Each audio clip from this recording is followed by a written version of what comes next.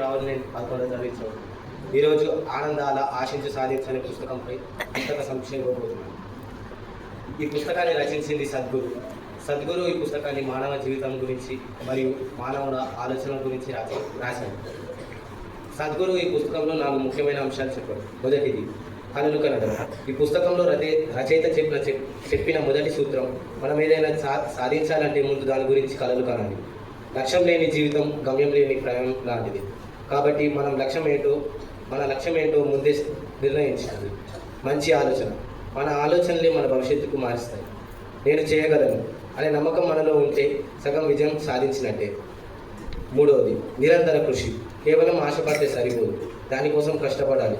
ఓటమి ఎదురైనా వెనకడుగు వేయకుండా ఆ తప్పుల నుండి నేర్చుకొని ముందుకు సాగడమే నిజమైన సాధన.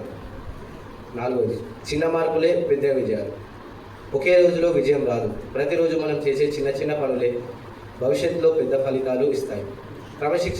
క్రమశిక్షణనే విజయానికి అసలైన రహస్యం.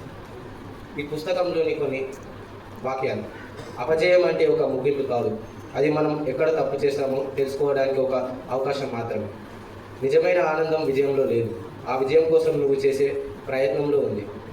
ఆనందం అనేది ఎక్కడో బయట దొరికే వస్తువు కాదు, అది నీ మనసులో పుట్టే ఒక అల. గెలవాలనే తపన నీలో ఉంటే నిన్ను ఓడించే శక్తి ప్రపంచంలో ఎవరికీ లేదు. తెలివితేటలు నిన్ను విజయం వైపు నడిపిస్తాయి, కానీ క్రమశిక్షణ నిన్ను ఆ విజయం దగ్గరనే ఉంచుకుంటుంది. ధన్యవాదాలు.